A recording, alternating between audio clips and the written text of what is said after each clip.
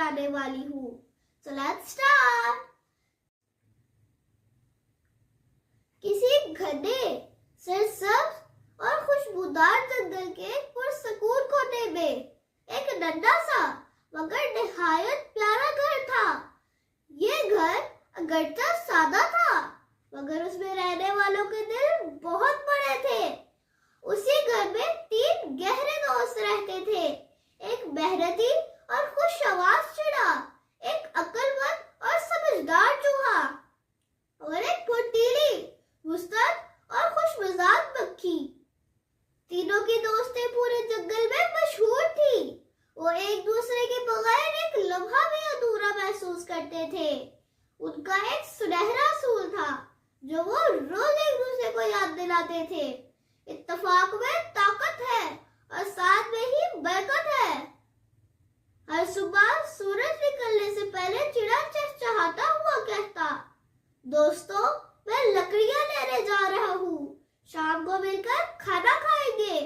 चूहा मुस्कुरा कर जवाब देता, फिक्र न करो दोस्त, मैं आज मजेदार सब्जी पकाऊंगा। मक्खी खुश होकर बोलती, और मैं ठंडा साफ पानी लाऊंगी। यूं तीनों अपने अपने काम में लग जाते। शाम को जब सब इकट्ठे होते तो हंसी, बातें और शुक्रगुजारी से घर गूंज उठता। उनका छोटा सा घर इत्तेफाक, मोहब्बत और सुकून की मिसाल था। एक दिन जब चिड़ा जंगल में लकड़ियां चुन रहा था, अचानक एक चालाक लोमड़ी उसके सामने आ खड़ी हुई। उसकी आंखों में चमक और बातों में मिठास थी। लोमड़ी बोली, अरे चिड़े भैया, तुम तो बहुत मेहनती लगते हो, कहाँ से आ रहे हो?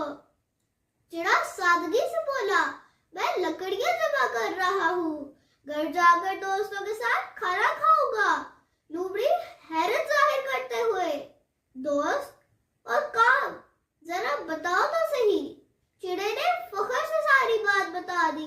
लोमड़ी ने दिल ही दिल में मुस्कुरा कर सोचा, ये इत्तेफाक ही तोड़ दूं तो सब कुछ बिखर जाएगा। वो बोली, चिड़े भैया तुम तो वाकई में बेवकूफ हो। चिड़ा चौंक गया, ये आप क्या कह रही है? लोमड़ी, सारा काम तुम करते हो और मजे वो दोनों लेते हैं, क्या तुम्हें इंसाफ नजर आता है? एक दिन तुम, एक दिन वो, यही अक्लमंदी है।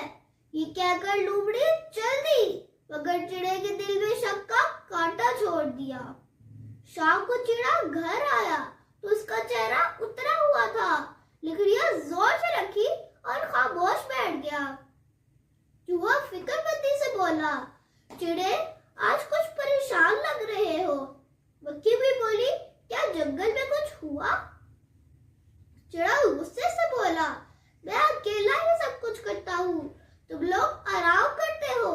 चूहा हैरान रह गया, ये कैसी बात है, मैं खाना पकाता हूँ। मक्खी बोली, और मैं रोज पानी लाती हूँ। चिड़ा तलखी से बोला, ये सब घर के अंदर का काम है, बाहर की मुशक्कत सिर्फ मेरी।